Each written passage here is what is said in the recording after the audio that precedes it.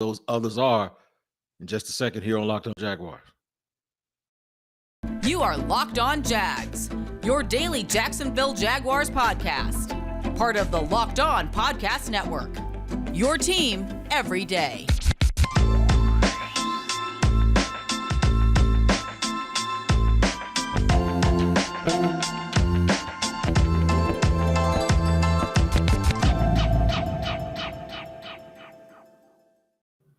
What's good people? This is your man Tony Wiggins here, host of Locked On Jaguars. I've been covering this team 13, 14 years officially, but unofficially, I've been covering them since the inception of this franchise, and I'm just happy to be here with you today and welcome you to Locked On Jaguars, where it is your team every day because we're here Monday through Friday, and we're free on all platforms, and you can find us anywhere, even on YouTube. Make sure you hit like and subscribe. We'd like to thank you for making us your first listen every day, as always, here in Jaguar land, if you will. First Coast, Duval. We got so many names it doesn't even matter. But what does matter, this team has to improve, and the fans want it. Everybody wants it. We want it for a number of reasons. One, we want people to shut up about our franchise. But the other thing is, it's just time. It's time for the tide to switch and for things to go good for this franchise. And hopefully Doug Peterson and his crew have it right. And I think for the first time in a long time, there's true optimism instead of hope, because we actually see someone who's done it before in charge in Doug Peterson. I was watching the NBA telecast, though, and I realized something. Shaq, who won championships, Kenny Smith, who won championships, and even Barkley brings it up, even though he didn't win, but he's just smart and funny like that. They talk about the others. You know, it's easy to bring up the Lakers and talk about Shaq and Kobe, and of course, that's absolutely important. But the others, guys that had to step up and contribute whenever things may not have been going well, or just to be the extra person or extra people that are needed for a team to make a championship run. Now, we can talk about being competitive. We can talk about winning a Super Bowl, but there's a whole lot of gap in between winning a Super Bowl and just being bad, where the Jaguars have been. So there's a lot of things that has to happen for them to actually get to the point where we're even having this discussion. But we're going to do it anyway, because that's what we do here on Locked On Jaguars. What do I mean in football terms about who the others can be? When your quarterback isn't hot, can you depend on the running game? In order to depend on the running game, you may have to be dependent on another star at a skill position at running back, but he's dependent on guys who block for him. If that's not working, sometimes you need something to happen on special teams. I'm talking about ultimately being able to win, to go from one level to the next. Now, this has to happen whether you're going from bad to respectable, from respectable to good, even before that, respectable to really solid, from really solid to good, from good to outstanding, and then from outstanding to winning the ultimate prize. I think any team that makes it to the Final Four, maybe even the Final 8 in the NFL, into the divisional round of the playoffs, any team that makes it that far they're doing a lot of good things, and they have a lot of good players, and they have a lot of extra stuff. But in order for you to make that next jump, and it may not happen in the Super Bowl, because if you look back periodically, the guys like Aaron Donald, Jamar Chase in this last Super Bowl, the main guys made the plays. I'm not talking about those people. And I'm not talking necessarily about those moments, because that's the ultimate moment. And I think that's when you do need the superstar. And I think that's when you do need the great player. What I'm talking about is in order to get that to that point. How many times in the playoffs did you see guys make plays, whether it was LaMichael Pirine, other players, defensive players for the Rams, make plays that enabled the Rams to get to the point where they were able to win a Super Bowl, or the Bengals to get to the point where they were actually knocking on the door to win a Super Bowl. Here's the thing. You need those people. Over the years and through the years, we've seen miracles, field goals, tip balls. How about plays that weren't made? How about Green Bay back in the day when all the guy had to do was catch a a fair catch on an onside kick, and Green Bay goes to the Super Bowl, and we're not having these talks about Aaron Rodgers. So for the Jaguars, what they've done is they've had the others forever. What they did not have outside of 1 year in 2017, the Jaguars didn't have the stars, especially at the critical position of quarterback, alpha receiver.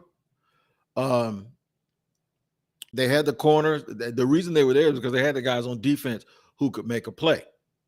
But in order to be super, super successful, you need someone to be able to, someone that you don't normally expect to make a play. They have to step up and they have to make them, right? They have to step up and they have to be the guy that makes the play. I believe in the second half of the Super Bowl, I forgot who it was for Cincinnati, a cornerback, he made an interception. Bengals came out and scored early, and then there was a tip ball that got picked. That's a play that has to be made by someone who's not a star in order for you to win the game. That's the only way you're going to be able to do this. Also, the Bengals had a field goal kicker that was kicking the thing from Ohio, from Cleveland last year. Basically, he was making them from anywhere, the rookie out of Florida. So that actually helped them a tremendous amount. Who are the Jaguars others? Who are the Jaguars others if we're going to assume that Trevor Lawrence is going to be what people expect, if Christian Kirk is going to play at least somewhat like a number one, if Travis Etienne and James Robinson or some combination of the two are the guys making plays at running back, if both edge rushers are having pretty good years and are not liabilities, of course, and actually being guys that make plays, if Foye Oluokun, who was signed, is as good as advertised, if Tyson Campbell considers his, if he continues his ascension on an upward way, if I know I'm going to stop here in a minute because I know what y'all thinking. You say, Wig, if that all of that happens, then guess what? They're going to be a contender. I would agree with you. But even in that scenario, for them to win a ton of games, there has to be other people that make a ton of plays. I'm going to surprise you and tell you who I think those other people are. And I'm going to do all of that here on this episode of Locked On Jaguars in just a second. I do have to tell you about rockauto.com first, though. We're talking about the Jaguars trying to get from one place to another. It's important for you to be able to safely get from one place to another in your car. And the only way you can do that is by having reliable parts. And what about reliable parts that don't cost as much as chain store reliable parts?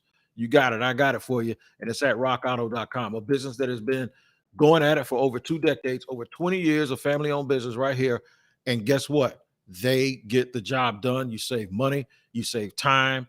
All of those things at rockauto.com. Now, what I need you to do is go to rockauto.com on the website. And as soon as you pull it up, there's going to be a box that goes, how did you hear about us? And I want you to put Locked On in that box so that they know we sent you, because they have an amazing selection. They have reliably low prices, and they have all the car parts you will ever need at rockauto.com. All right, we're going to continue on here on Locked On Jaguars here on, well, don't worry about what day it is. We're going to continue here with Locked On Jaguars. You guys know what time it is.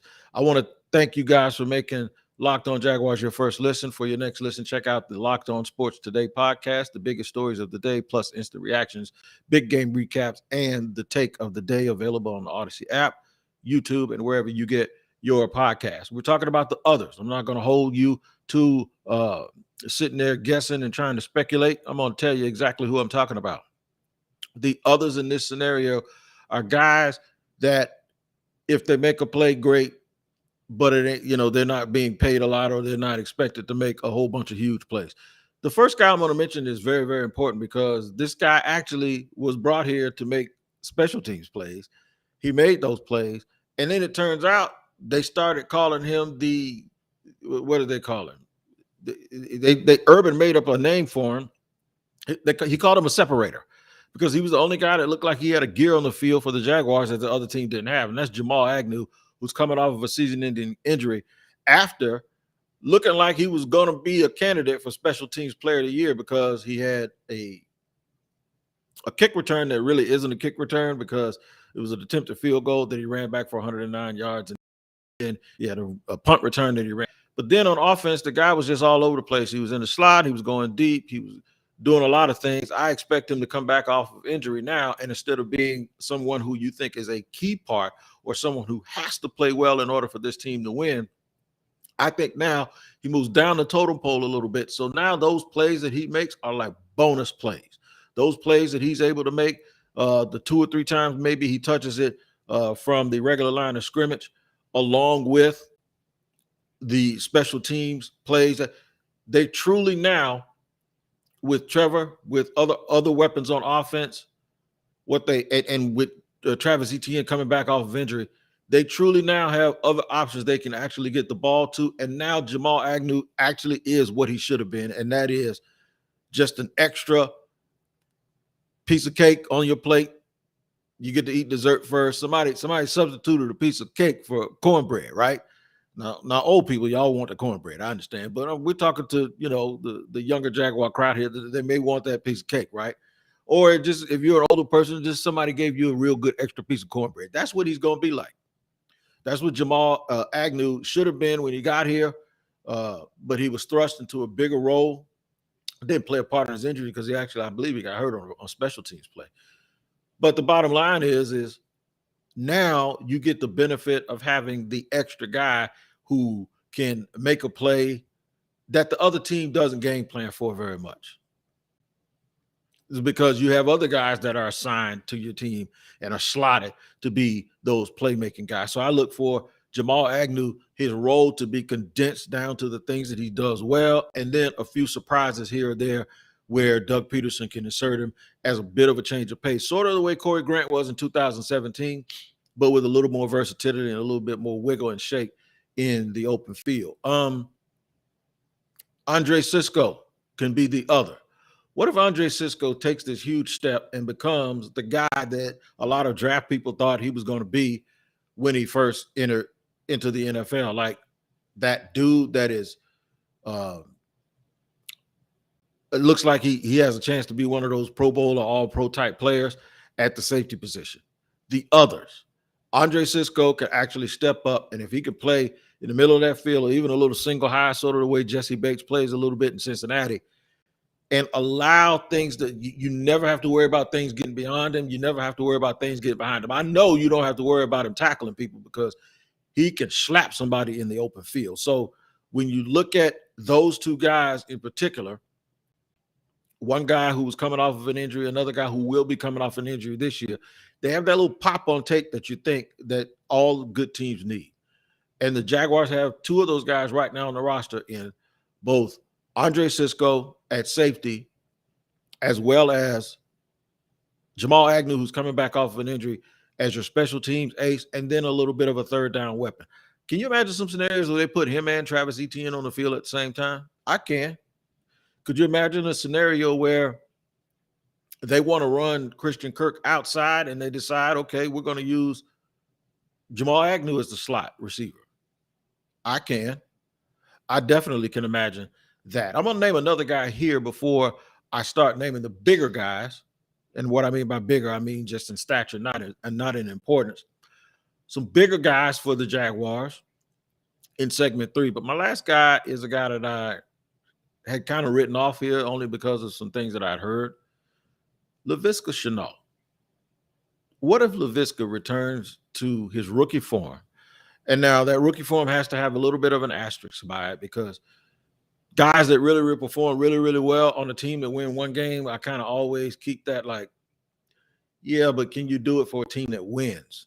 And it's not his fault that they didn't win more games. But the thing is somebody has to do something when you lose. It's like getting a guy that averages 25 points a game on a team that's like the worst team in the league. It's like, okay, so let's put him on a contender. He's probably the third or fourth option on an NBA team. Well, Laviska was thought to be a guy headed to the number 1 role and then sort of played his way into now being a guy that people hope can be the third or fourth guy on the team. But he does have a skill set that other people don't have. Instead of focusing on what he doesn't have, I'll just focus on what he has. He's a big, powerful man. He's probably harder to tackle in the open field than a lot of DBs want to admit. So he's sort of this hybrid player. He's not Deebo Samuel. And with no disrespect to him, I really, really got tired of people comparing him and saying that he can do what Deebo Samuel. There's very few people in the NFL that can do as well what Deebo Samuels does as what Deebo Samuels does. And just because he has a few characteristics similar to that does not mean that he can do what Deebo Samuels does. A lot of people look at that as the reverse. They look at it just because Deebo does a lot, that he does too much and he doesn't do one thing great. So some people don't think you should pay a guy like that. I think it's a dude who's really, really good at a whole bunch of things, and the team used him because I think what the 49ers wanted to do, and this is the part that's missed, and this is what I haven't necessarily seen in Laviska, and I don't know if he has it or not. What the 49ers wanted to do was win behind the bully mentality of Deebo Samuels. It's a bully mentality. It's like, you can't stop me no matter what you do. I don't care where I line up. And I don't know if Laviska has that in him. And that's not a knock on him, because a lot of people don't have it. But what he does have, he has an uncanny ability to make yards after the catch. The catch being the significant part of this, because the first thing that has to come is the catch. You actually have to make the catch before you do anything else. But with that being said, why not? I'm not giving up on the fact that Doug Peterson can probably find something in Laviska Shenault. Now, all of these guys I mentioned, I'm not talking about any of them being superstars, but if you go back throughout history, the team I rooted for when I was a kid, it was the Washington football team. There were always guys who weren't the superstar guys. If I mention the name Monty Coleman outside of the Beltway, unless you're a real football historian, you won't understand how important Ronnie Coleman. You won't understand how important Monty Coleman was to the success of those teams. If I mention the name Brian Mitchell outside of the Beltway, folks won't really realize how important a guy like Brian Mitchell was to that team. I think Brian Mitchell still might have more yards from scrimmage than just about anybody, or he's pretty close in the top 10 between special teams, being a third down guy, and so on and so forth, running and catching. So I think it's real important. We all remember role players from a team that won it all. We all remember role players from a team. We all remember Sony Michel running for tough yards in the playoffs when the Rams needed to run some clock. We remember all of those things. We remember every little play that guys make. And Darius Williams made plays, and now he's a Jaguar. He made plays with the Rams. We all remember LeGarrette Blount in the Super Bowl when the Eagles played, and then Clement, the running back. We remember Jay Ajayi getting chunks and chunks of yards. Anytime a team wins, you remember every single person that actually makes a contribution to that team. So those others are going to be extremely important. Some of them they're not off the ball guys or skill position guys. Some of them are guys in the trenches. We're going to mention about 3 of those players also in just a second here on Locked On Jaguars, after I tell you about Built Bar. Built Bar, I love brownies, but do you know what I love more? Brownie batter, the stuff in the bowl. That's right. Sometimes I eat half the batter just while I'm making brownies or having brownies made by someone in my family. Imagine you could lick that brownie spatula clean and get some protein in at the same time. You think I'm joking, right? You're in luck, because Built has a new creation, and this one is better than ever. It's called the Brownie Batter Puff. Y'all heard me. It's a protein-infused marshmallow type deal. Soft brownie, and it's a puff, and it has proteins, and they're available right now at Built.com. You got to try the Built Puffs. I don't know what you're waiting for, but they're chocolate-covered marshmallow protein bar. That's right. Delicious flavored marshmallow covered in 100% real chocolate. With about 140 calories, 17 grams of protein, 7 grams of sugar, Brownie Puffs are the perfect pick-me-up for any time during any day. What does Janet Jackson say? Anytime, any place, I want a Built Bar Puff around. That's right. Covered with 100% chocolate, and you can get them at Built.com. Use the promo code LOCK15. You're going to get 15% off your next order. The promo code, once again, is LOCKED15, one word, and 2 numbers at the end. Don't spell 15 out. It's 15. You get them at Built.com, and check them out at bar_Built on Twitter for all the latest and greatest news from Built Bar. I said the greatest, and that's who you are, the greatest fans in the world, for tuning in to Locked On Jaguars on a daily basis, and we thank you for making us your first listen as always. I'm talking about the others, guys that can make a contribution to lift this franchise from being a doormat to elevate. We're trying to build this house, right? So if we're trying to build this house, we have to build it so that we finally see some elevation. We cannot keep or continue to work on primarily just the foundation. And we're back at that foundation right now, but there's nothing wrong with taking inventory while you're at that foundation to find out exactly who's going to be the guys helping do the heavy lifting for the Jaguars.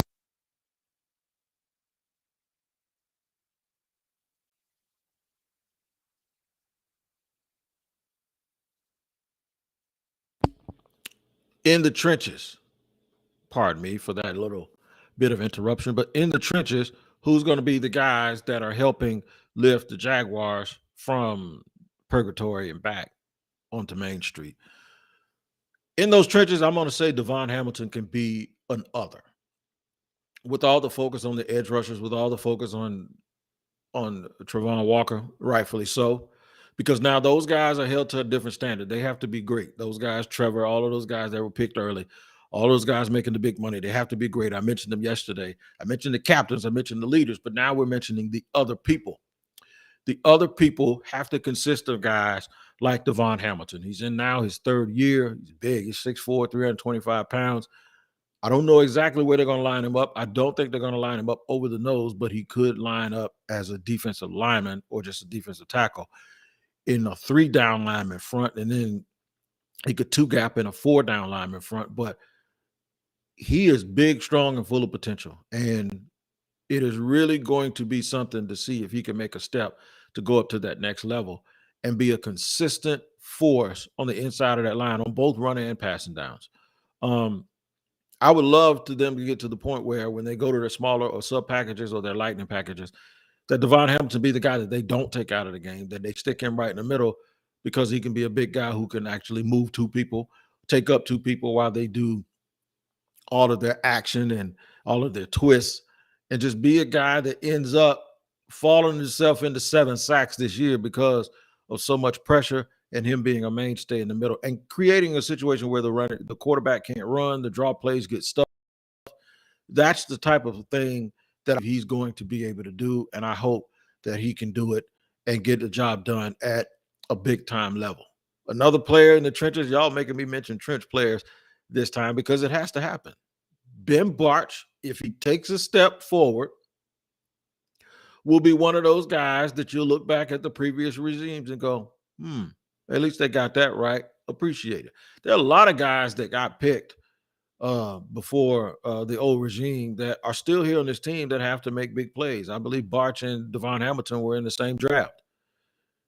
Being that they haven't gotten much out of Caleb Von Chason and they won't get anything out of CJ Henderson, I don't doubt it. I don't think anybody's going to get anything because he's gone. I do believe that there's a chance for Ben Bartch and Devon Hamilton to both salvage what that draft did or did not get for the Jacksonville Jaguars. And here's how it can be important. Then you can truly have a situation at left guard where you know who your right guard is. The right tackle, you're letting those two guys battle it out. Whoever loses the right tackle jockeying position between Jawan Taylor and Walker Little can actually serve as your swing offensive lineman. Ben Bartch could nail down the left guard position. That would allow Luke Fortner to focus solely on the center position and be in competition with Tyler Shatley. And now you have a legitimate 7 or 8 guys who can actually play.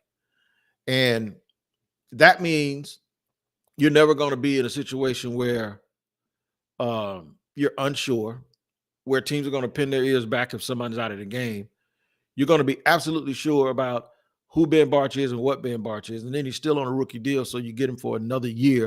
And you can re-sign him early if you like. You'd love to have that type of stability where you look along your offensive line and you know you have guys under contract for the next 3 years at a very minimum. So they can grow together. They can be that unit that we always talk about with all of those C's in it. Cohesion, consistency, chemistry, all of that stuff. It could exist if Ben Bartch takes a step and in his third year starts to become that dude that is like a find in the draft. Now, he's plenty big, he's plenty strong, and I think he absolutely has a little bit of a chance to actually do that and become that good. The last one I want to mention is another skill position player, but he's not a young guy. He's not a guy who hasn't proven anything. He's a guy who actually has pretty good stats, who I think because of the situation that this team was asked to do too much last year. And that is Marvin Jones. Marvin Jones Sr. I think Marvin Jones is going to be placed back in a role that he should have been in when he got here. You ask Marvin Jones to basically come in here and be a number one receiver, especially once DJ Chark got hurt. Well, Marvin Jones, to me, can still be a very good floor lifter in the room in terms of leadership and be that guy on third down that can find that window. And there's something to be said about a veteran like that. He can find that window, find that opening, find that little gap in coverage, and be a safety valve for Trevor Lawrence while everybody's keying in on everybody else, all the little fast pieces. Well, now you get a guy who may not run as well as he used to run, but guess what he is? He's a veteran who's caught passes. He is what we've all referred to at times. I know I've always referred to guys like this as professional pass catchers, just a professional assassin, a guy who's been in NFL huddles, been in big games, knows how to get open, knows how to find the gaps, and can be that guy that Trevor Lawrence can count on when things get rough. So look for the guys that I just mentioned to be candidates for some of the quote unquote others. Others are guys like Jordan Smith, who can be that third or fourth pass rusher. He can be what DeJuan Smoot was. Seems like DeJuan Smoot's been that his entire career. He's just been the guy who he wasn't Jan and he wasn't Calais and he wasn't one of the starters. But what he was a guy that in a pinch when you need him, all of a sudden he gets a sack because he's a good player. And opportunity and preparation is opportunity and preparation. That's what luck is when they kind of meet at an intersection. So he's a good player who's always been prepared and taking advantage of every opportunity he's ever had. Maybe Jordan Smith could grow into that too and be that guy sort of. And I brought this up before. We've had guys like this in the past that did not start, but we had names for him. Joe Smingy had a whole chant. He had a whole chant in that stadium.